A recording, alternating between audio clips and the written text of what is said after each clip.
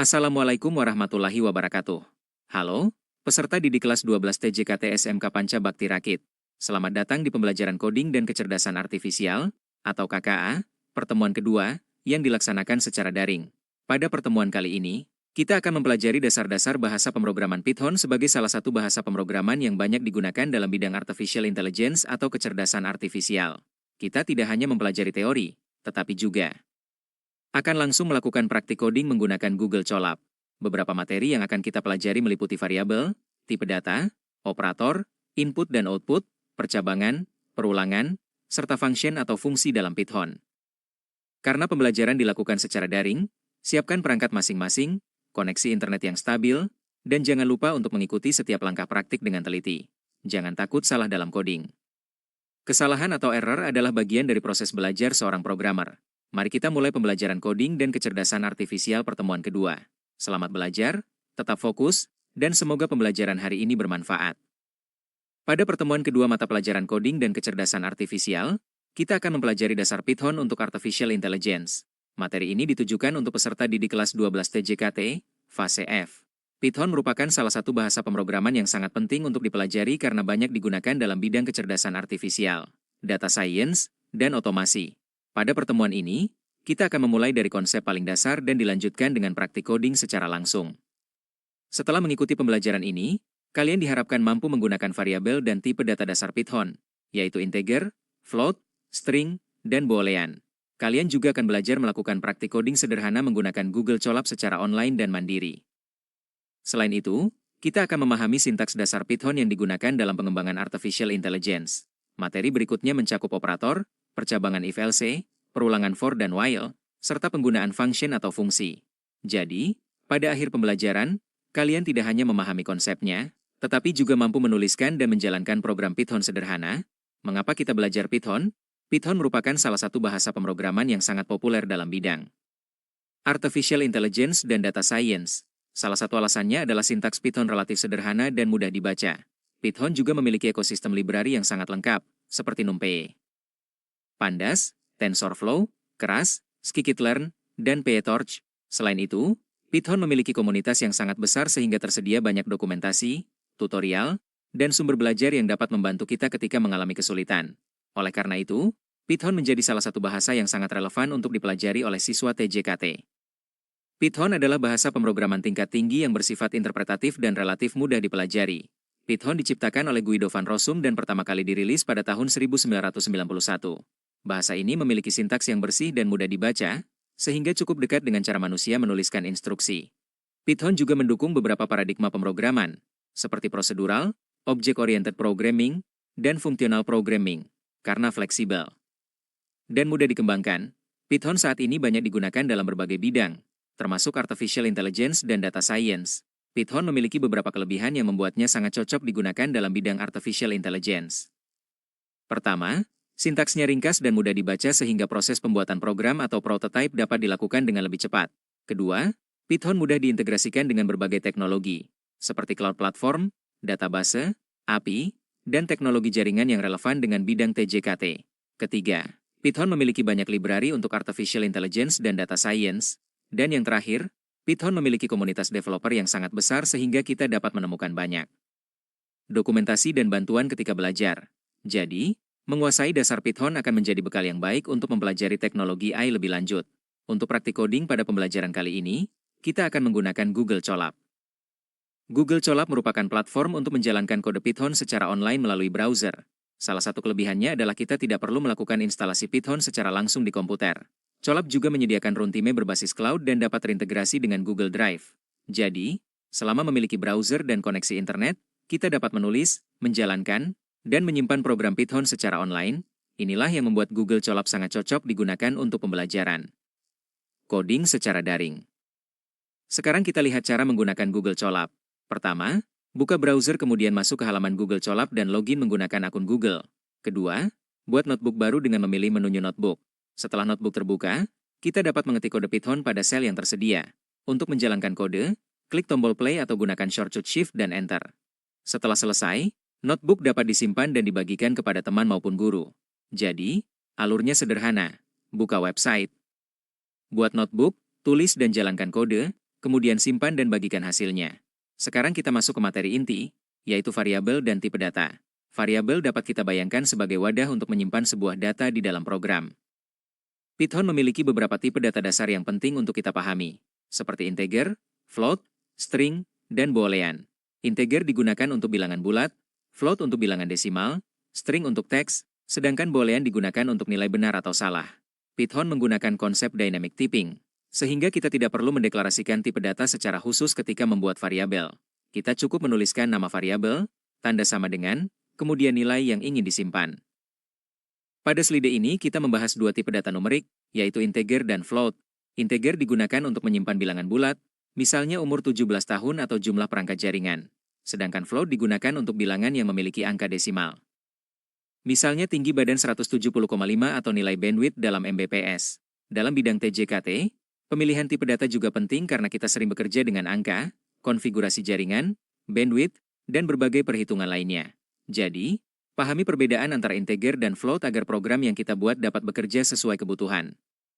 Selanjutnya adalah tipe data string. String digunakan untuk menyimpan data berupa teks. String biasanya ditulis menggunakan tanda kutip tunggal atau tanda kutip ganda. Contohnya, kita dapat membuat variabel bernama-nama yang berisi teks Ivan. String juga dapat digabungkan dengan string lainnya. Proses ini disebut concatenation atau penggabungan teks. Dalam Python juga terdapat f-string yang dapat membantu kita membuat teks dinamis dengan lebih mudah. Jadi, ketika program membutuhkan data berupa nama, alamat, pesan, atau informasi teks lainnya, kita dapat menggunakan tipe data string. Tipe data berikutnya adalah boolean. Boolean hanya memiliki dua kemungkinan nilai, yaitu true atau benar, dan false atau salah. Boolean sangat penting dalam pemrograman karena digunakan untuk menentukan kondisi. Misalnya, kita dapat memiliki kondisi apakah koneksi jaringan aktif atau tidak, apakah nilai siswa memenuhi syarat atau tidak, dan sebagainya. Boolean juga sering digunakan bersama operator perbandingan dan operator logika dalam percabangan if-else. Jadi, meskipun hanya memiliki dua nilai, boolean memiliki peran penting dalam mengatur alur sebuah program. Sekarang kita hubungkan konsep variabel dengan bidang TJKT. Dalam Python, kita dapat menyimpan informasi jaringan ke dalam variabel. Contohnya adalah IP address dan subnet mask. Kita dapat menyimpan IP address 192.168.1.1 ke dalam sebuah variabel. Kemudian subnet mask juga dapat disimpan dalam variabel yang berbeda. Data tersebut nantinya dapat diproses, divalidasi, bahkan digunakan untuk membantu otomasi dalam manajemen jaringan. Inilah salah satu contoh bagaimana kemampuan coding Python dapat diterapkan secara langsung dalam bidang TJKT. Setelah memahami variabel dan tipe data, kita masuk ke operator aritmatika. Operator aritmatika digunakan untuk melakukan perhitungan matematika dalam Python. Operator yang paling umum adalah tambah, kurang, kali, dan bagi. Selain itu, terdapat operator modulo untuk mendapatkan sisa pembagian, pembagian bulat, dan operator pangkat. Contohnya, 10 modulo 3 menghasilkan 1, sedangkan 10 pembagian bulat 3 menghasilkan 3. Operator aritmatika sangat berguna untuk berbagai perhitungan, termasuk perhitungan yang nantinya digunakan dalam pengolahan data dan artificial intelligence. Selanjutnya adalah operator perbandingan. Operator ini digunakan untuk membandingkan dua nilai dan menghasilkan nilai boolean, yaitu true atau false. Beberapa operator yang perlu kita kenal antara lain sama dengan, tidak sama dengan, lebih besar, lebih kecil, lebih besar atau sama dengan, serta lebih kecil atau sama dengan. Misalnya, jika kita membandingkan 5 sama dengan 5, hasilnya adalah true. Operator perbandingan ini sangat penting karena menjadi dasar dalam pembuatan kondisi dan pengambilan keputusan di dalam program Python. Selain operator perbandingan, Python juga memiliki operator logika. Terdapat 3 operator utama, yaitu AND, OR, dan NOT. AND akan menghasilkan true jika semua kondisi bernilai true. OR menghasilkan true jika salah satu kondisi bernilai true. Sedangkan NOT digunakan untuk membalik nilai boolean. Operator logika sangat berguna ketika sebuah program memiliki lebih dari satu kondisi yang harus diperiksa. Pemahaman tentang operator logika akan sangat membantu kita ketika mulai membuat program dengan percabangan yang lebih kompleks. Sekarang kita belajar bagaimana program dapat menerima data dari pengguna dan menampilkan hasil. Dalam Python, fungsi input digunakan untuk menerima data dari pengguna. Sedangkan fungsi print digunakan untuk menampilkan informasi atau hasil ke layar. Secara default, input yang diterima Python berupa string atau teks. Jika kita membutuhkan input berupa angka, data tersebut dapat dikonversi menggunakan fungsi seperti int atau float. Input dan output merupakan dasar yang sangat penting karena hampir setiap program berinteraksi dengan data dari pengguna maupun menghasilkan informasi untuk pengguna. Sekarang kita mulai praktik pertama, yaitu membuat program biodata sederhana. Program ini menggunakan input untuk menerima nama dan umur pengguna. Karena umur merupakan bilangan bulat, input umur dikonversi menggunakan fungsi int. Setelah data diterima, fungsi print digunakan untuk menampilkan kembali biodata tersebut.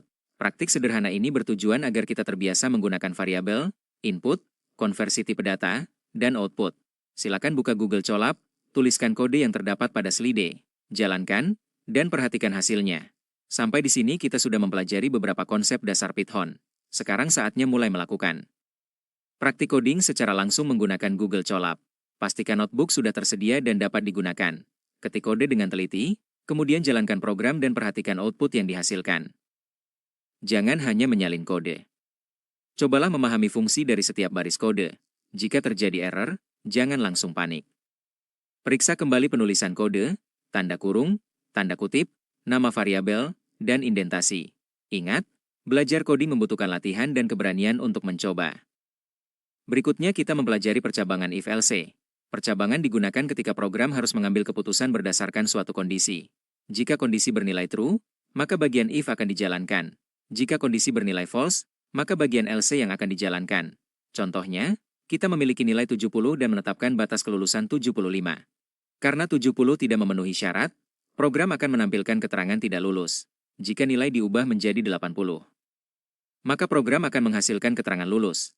Jika program memiliki lebih dari 2 kemungkinan kondisi, kita dapat menggunakan if, elif, dan else. Python akan memeriksa kondisi dari atas ke bawah. Program akan menjalankan blok pertama yang kondisinya bernilai true. Contohnya, nilai 80 akan mendapatkan nilai B karena memenuhi kondisi nilai minimal 75. Kita dapat menggunakan beberapa elif sesuai kebutuhan. Konsep ini dapat digunakan untuk membuat sistem penilaian, menentukan status perangkat, mengelompokkan data, dan berbagai kebutuhan pengambilan keputusan lainnya. Pada praktik kedua, kita akan membuat program untuk menghitung luas persegi panjang. Program meminta pengguna memasukkan panjang dan lebar. Karena nilai dapat berupa angka desimal, kita menggunakan fungsi float untuk membaca input. Kemudian luas dihitung dengan rumus panjang dikalikan lebar. Sebagai contoh, jika panjang 8 dan lebar 5, maka luasnya adalah 40. Praktik ini membantu kita menggabungkan konsep input, float, operator perkalian, variabel, dan print dalam satu program sederhana. Praktik ketiga adalah membuat program untuk menentukan kelulusan siswa. Program meminta pengguna memasukkan nilai. Jika nilai lebih besar atau sama dengan 75, program akan menampilkan lulus. Jika nilainya kurang dari 75, program akan menampilkan tidak lulus. Di sini kita menggabungkan fungsi input, konversi integer, operator perbandingan, serta percabangan if-else. Silakan jalankan program di Google Colab dan coba masukkan beberapa nilai yang berbeda untuk melihat perubahan outputnya. Sekarang kita terapkan percabangan ke contoh yang lebih dekat dengan bidang TJKT. Kita akan membuat simulasi pengecekan status kelulusan sertifikasi jaringan. Misalnya, nilai minimal yang ditentukan adalah 80. Jika nilai sertifikasi mencapai 80 atau lebih, status akan dinyatakan lulus. Jika kurang dari 80, status dinyatakan tidak lulus dan peserta perlu mengikuti ujian kembali. Contoh ini menunjukkan bahwa Python dapat digunakan untuk mengotomatisasi proses pengambilan keputusan sederhana dalam bidang jaringan dan administrasi sistem. Sekarang kita masuk ke materi perulangan for. Perulangan digunakan ketika kita ingin menjalankan suatu perintah berkali-kali. Dalam Python, for dapat digunakan bersama fungsi range untuk menghasilkan urutan angka. Misalnya, range 5 menghasilkan angka dari 0 sampai 4. Artinya, program dapat menjalankan perintah print sebanyak 5 kali dengan nilai yang berbeda. Perulangan sangat penting dalam coding karena membantu kita menghindari penulisan kode yang sama berulang-ulang. Selain for, Python juga memiliki perulangan while. Perulangan while akan terus dijalankan selama kondisi bernilai true. Pada contoh ini, variabel i dimulai dari 0 dan program akan terus berjalan selama i masih kurang dari 5. Setiap perulangan, nilai i ditambah 1. Ketika nilai i sudah mencapai 5, kondisi menjadi false dan perulangan berhenti. Saat menggunakan while, kita harus memastikan terdapat perubahan nilai yang membuat kondisi akhirnya menjadi false. Jika tidak, program dapat mengalami infinite loop atau perulangan tanpa akhir. Sekarang kita praktik menggunakan perulangan for untuk mencetak angka 1 sampai 20. Kita menggunakan range 1 sampai 21. Mengapa berhenti di 21?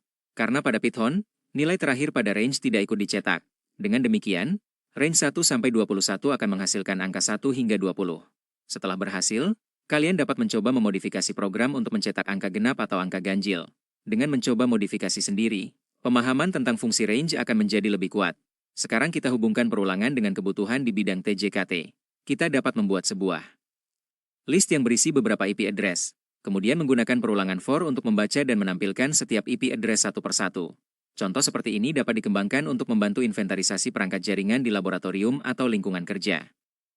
Jadi, konsep list dan perulangan yang sederhana dapat menjadi dasar untuk membuat program otomasi jaringan yang lebih kompleks.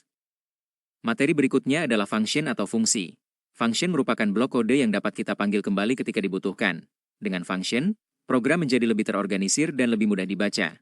Function juga membantu kita menghindari penulisan kode yang sama berulang kali. Konsep ini sering dikenal dengan prinsip dry atau don't repeat yourself. Jadi, daripada menulis logika yang sama berkali-kali, kita dapat membuatnya menjadi sebuah function dan memanggilnya ketika diperlukan. Function dapat dibuat lebih fleksibel dengan menggunakan parameter. Parameter memungkinkan kita memberikan data yang berbeda setiap kali function dipanggil.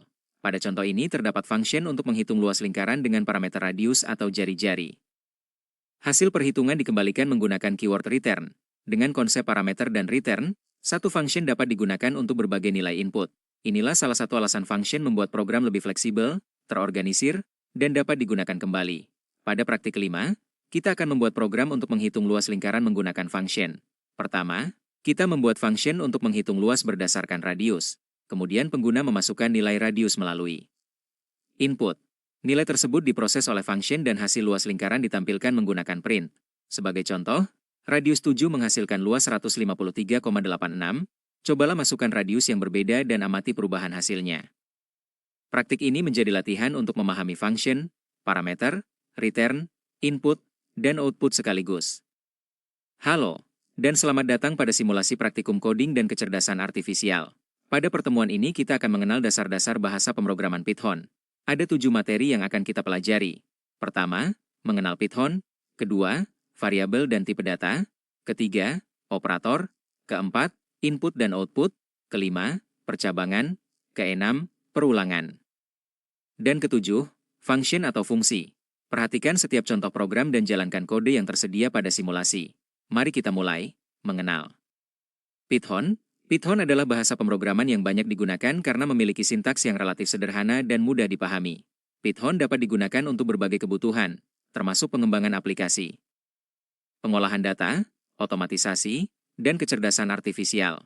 Dalam mempelajari Python, kita perlu memahami terlebih dahulu cara kerja dasar sebuah program. Program Python akan menjalankan instruksi sesuai dengan kode yang kita tuliskan. Karena itu, penulisan kode harus mengikuti aturan atau sintaks Python. Kesalahan dalam penulisan sintaks dapat menyebabkan program menghasilkan error. Pada tahap awal ini, perhatikan contoh kode yang tersedia pada simulasi. Jalankan kode tersebut dan perhatikan hasil yang muncul pada bagian output. Tujuan dari materi pertama adalah mengenalkan lingkungan dan dasar penggunaan Python sebelum kita masuk ke konsep pemrograman berikutnya. Variabel dan tipe data. Sekarang kita masuk ke materi kedua, yaitu variabel dan tipe data. Variabel digunakan untuk menyimpan sebuah nilai. Nilai tersebut dapat berupa teks maupun angka. Pada contoh program, terdapat beberapa variabel yang menyimpan data. Ketika program dijalankan, nilai dari variabel tersebut ditampilkan menggunakan perintah print. Perhatikan kode yang tersedia pada layar. Kemudian jalankan program. Sekarang kita lihat beberapa tipe data yang digunakan dalam Python. String digunakan untuk menyimpan teks. Integer digunakan untuk menyimpan bilangan bulat. Float digunakan untuk menyimpan bilangan desimal.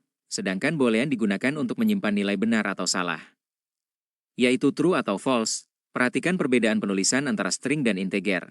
Data string ditulis menggunakan tanda kutip, sedangkan angka integer tidak menggunakan tanda kutip. Setelah memahami contoh tersebut, coba jalankan program dan perhatikan outputnya. Operator. Selanjutnya kita masuk ke materi ketiga, yaitu operator. Operator digunakan untuk melakukan operasi terhadap data. Dalam Python terdapat operator aritmatika. Operator aritmatika dapat digunakan untuk melakukan penjumlahan, pengurangan, perkalian, pembagian, pembagian bulat, dan modulus atau sisa pembagian. Pada contoh program, terdapat dua nilai yang kemudian digunakan dalam beberapa operasi. Jalankan kode tersebut. Perhatikan hasil setiap operasi pada bagian output. Selain operator aritmatika, Python juga memiliki operator perbandingan. Operator perbandingan digunakan untuk membandingkan dua nilai. Hasil dari perbandingan biasanya berupa nilai true atau false. Python juga memiliki operator logika, seperti AND, OR, dan NOT. Operator tersebut digunakan untuk mengolah kondisi logika. Perhatikan hasil yang muncul setelah kode dijalankan. Input dan output.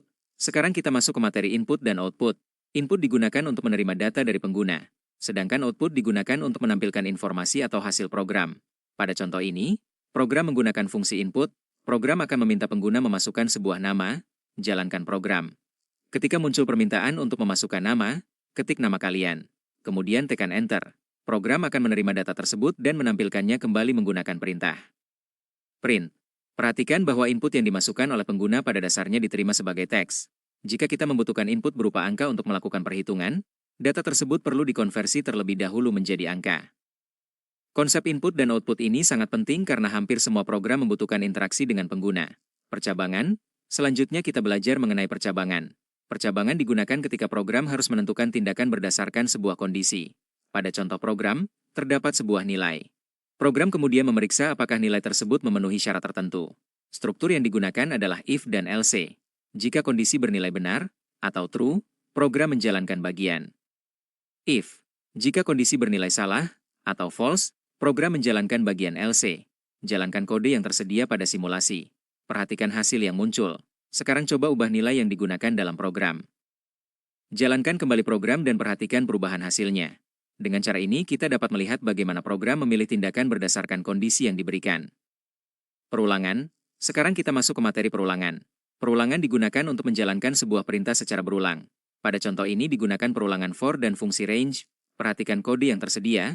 Program menggunakan range untuk menentukan urutan angka yang akan diproses. Kemudian perulangan for mengambil setiap angka tersebut satu persatu. Perintah print dijalankan untuk menampilkan nilai tersebut. Jalankan program, perhatikan output yang muncul. Angka akan ditampilkan secara berurutan sesuai dengan nilai yang diberikan pada range. Perulangan sangat berguna ketika kita perlu melakukan pekerjaan yang sama berkali-kali. Dengan perulangan, kita tidak perlu menulis perintah yang sama berulang-ulang secara manual. Function.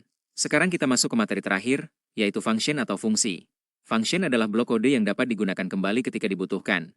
Dengan function, kita dapat mengelompokkan instruksi tertentu menjadi satu bagian. Pada contoh program, dibuat sebuah function.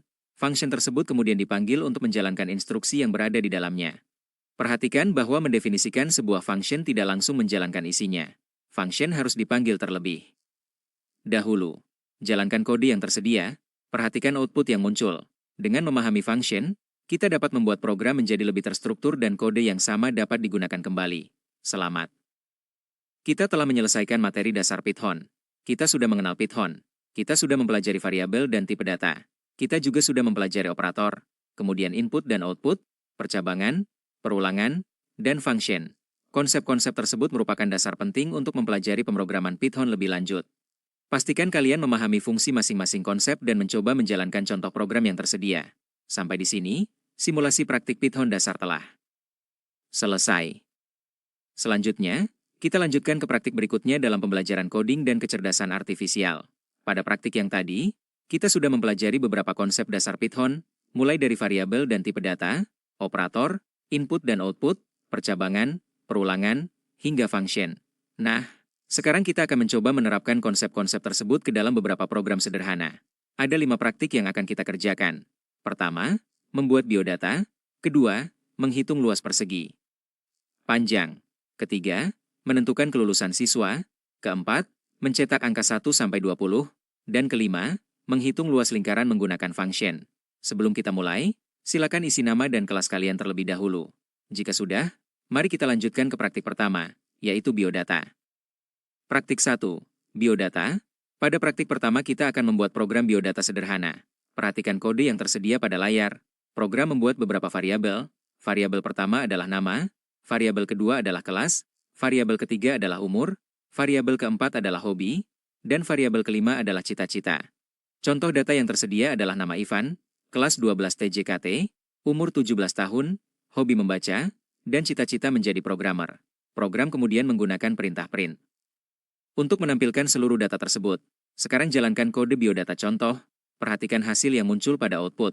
Setelah itu, tugas kalian adalah mengganti kelima variabel dengan biodata kalian sendiri. Ganti nama dengan nama kalian, ganti kelas dengan kelas kalian, ganti umur dengan umur kalian, ganti hobi dengan hobi kalian, dan ganti cita-cita dengan cita-cita kalian. Setelah semua data diganti, jalankan kembali program, perhatikan bahwa output akan mengikuti data baru yang kalian masukkan. Dalam praktik ini, perhatikan juga tipe data. Data berupa teks menggunakan string dan ditulis menggunakan tanda kutip, sedangkan umur merupakan integer, sehingga ditulis sebagai angka tanpa tanda kutip. Jika data sudah sesuai dengan biodata kalian, berarti praktik pertama selesai. Praktik 2, luas persegi panjang.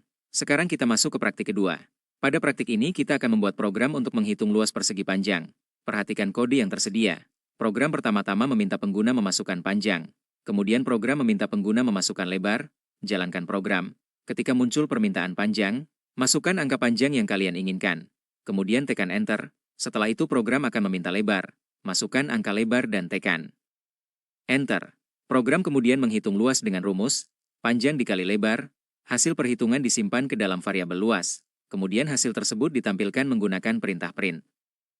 Sebagai contoh, jika panjang adalah 10 dan lebar adalah 5, maka hasil luasnya adalah 50.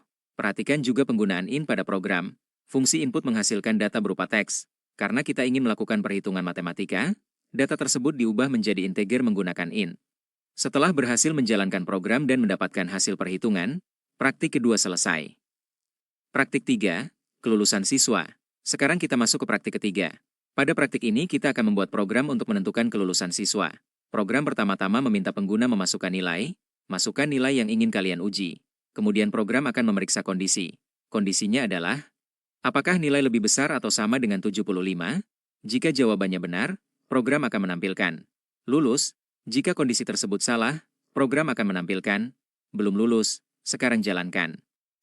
Program untuk pertama kali. Masukkan nilai 75 atau lebih. Perhatikan hasil yang muncul. Seharusnya program menampilkan lulus, sekarang jalankan program sekali lagi. Kali ini masukkan nilai di bawah 75. Perhatikan hasilnya. Program akan menampilkan belum lulus. Kita melakukan dua percobaan karena tujuan praktik ini adalah melihat kedua kemungkinan hasil dari percabangan. Python hanya menjalankan salah satu blok sesuai kondisi yang terpenuhi. Jika kedua kondisi sudah berhasil diuji, praktik ketiga selesai. Praktik 4, angka 1-20. Sekarang kita masuk ke praktik keempat. Pada praktik ini kita akan menggunakan perulangan untuk mencetak angka 1-20. Perhatikan kode yang tersedia. Program menggunakan perulangan for dan fungsi range. Range dimulai dari angka 1 dan berhenti sebelum angka 21. Artinya, angka yang dihasilkan adalah angka 1-20. Sekarang jalankan program. Perhatikan bagian output. Angka akan muncul secara berurutan. Mulai dari 1, 2, 3, dan seterusnya. Hingga 20. Perhatikan bahwa angka 21 tidak muncul. Hal ini karena batas akhir pada range tidak ikut dihitung. Perintah print dijalankan berulang kali untuk setiap nilai yang dihasilkan oleh range. Jadi, program tidak perlu menulis perintah print sebanyak 20 kali. Cukup menggunakan satu perulangan for. Jika angka 1-20 sudah tampil dengan benar, praktik keempat selesai. Praktik 5, fungsi luas lingkaran. Sekarang kita masuk ke praktik terakhir. Pada praktik kelima kita akan menggunakan function untuk menghitung luas lingkaran. Perhatikan kode yang tersedia pada layar. Pertama, program membuat sebuah function bernama luas lingkaran. Function tersebut menerima satu parameter, yaitu jari-jari. Di dalam function terdapat nilai pi sebesar 3,14. Kemudian program menggunakan rumus luas lingkaran, yaitu pi dikali jari-jari dikali jari-jari. Hasil perhitungan dikembalikan menggunakan perintah return. Selanjutnya function tersebut dipanggil menggunakan jari-jari sebesar 7. Program menghitung 3,14 dikali 7 dikali 7. Hasilnya adalah 153,86. Nilai tersebut kemudian disimpan ke dalam variabel hasil. Terakhir, program menampilkan luas lingkaran sama dengan 153,86. Sekarang jalankan kode, perhatikan hasil yang muncul. Kalian juga dapat mencoba mengganti nilai jari-jari dengan angka lain untuk melihat hasil perhitungan yang berbeda. Hal ini menunjukkan bahwa function dapat digunakan kembali dengan nilai yang berbeda. Jika program sudah berhasil dijalankan, maka praktik kelima selesai. Selamat, kalian telah menyelesaikan seluruh praktik Python lanjutan. Kita telah menyelesaikan 5 praktik. Pertama, membuat program biodata. Kedua, menghitung luas persegi panjang. Ketiga, menentukan kelulusan siswa menggunakan percabangan. Keempat, mencetak angka 1-20 menggunakan perulangan. Dan kelima, menghitung luas lingkaran menggunakan function. Kelima praktik tersebut memberikan latihan penggunaan variabel, tipe data, input dan output, operator, percabangan, perulangan, serta function. Setelah seluruh praktik berhasil diselesaikan, simulasi akan menampilkan halaman. Praktik pertemuan 2 selesai. Pada halaman tersebut akan ditampilkan nama, kelas, tanggal, dan rekap hasil kelima praktik. Jika ingin mengulang seluruh praktik, pilih ulangi simulasi. Jika ingin mencetak bukti praktik, pilih cetak bukti praktik. Demikian praktik Python lanjutan. Selamat belajar, terus berlatih, dan sampai jumpa pada praktikum berikutnya. Setelah mempelajari dasar-dasar Python, sekarang kita melihat sedikit gambaran mengenai penggunaan Python dalam Artificial Intelligence. Ada beberapa library penting yang perlu kalian kenal. Pertama adalah TensorFlow, yang dapat digunakan untuk membangun dan melatih model deep learning. Kedua adalah Scikit-learn, yang menyediakan berbagai algoritma machine learning seperti klasifikasi, regresi, dan clustering. Kemudian ada NumPy, yang banyak digunakan untuk pengolahan angka dan array. Dan ada Pandas, yang digunakan untuk mengolah serta menganalisis data dalam bentuk tabel atau data frame. Library-library ini akan menjadi bagian penting ketika kalian melanjutkan pembelajaran Python untuk AI di tingkat yang lebih lanjut. Untuk mendukung pembelajaran, tersedia berbagai sumber daya yang dapat digunakan. Di antaranya adalah video tutorial, website referensi, dan LKPD praktik yang dapat digunakan secara mandiri maupun dengan bimbingan. Selain itu, terdapat rubrik asesmen yang menilai aspek pengetahuan, keterampilan, dan sikap. Pada pertemuan ini, kegiatan pembelajaran memiliki alokasi waktu total 180 menit, yang terdiri dari materi, praktik coding, presentasi hasil, serta refleksi dan penutup. Gunakan seluruh sumber belajar tersebut dengan baik agar proses pembelajaran dapat berjalan secara maksimal. Pada slide ini tersedia berbagai video dan referensi pembelajaran Python yang dapat digunakan untuk memperdalam materi. Kalian dapat memanfaatkan video tutorial untuk memahami konsep Python dengan cara yang lebih visual. Selain itu, terdapat berbagai website pembelajaran dan dokumentasi yang dapat digunakan ketika kalian ingin mencari penjelasan tambahan. Jangan hanya bergantung pada satu sumber belajar. Biasakan mencari informasi dari sumber yang terpercaya dan membandingkan beberapa referensi ketika menemukan materi yang belum dipahami. Ingat, kemampuan seorang programmer tidak hanya berasal dari apa yang dipelajari di kelas, tetapi juga dari kebiasaan untuk terus mengeksplorasi dan belajar secara mandiri. Selanjutnya kita masuk ke LKPD praktik dasar Python untuk AI. Langkah pertama adalah login ke Google Colab dan membuat notebook baru dengan nama LKPD Pertemuan 2. Setelah itu, ketik dan jalankan kode sesuai instruksi, simpan hasil program dan screenshot output sebagai bukti bahwa praktik telah dilakukan. Ada 5 praktik yang harus diselesaikan, yaitu program biodata, luas persegi panjang, kelulusan siswa, mencetak angka 1-20, dan menghitung luas lingkaran menggunakan function. Jika menemukan kendala, tuliskan kendala tersebut pada bagian yang telah disediakan. Setelah selesai, kumpulkan link Google Colab sesuai instruksi dan jangan lupa mengikuti format nama file yang telah ditentukan. Pada pertemuan kedua ini, proses pembelajaran berlangsung selama 180 menit. 20 menit pertama digunakan untuk pembukaan dan apersepsi.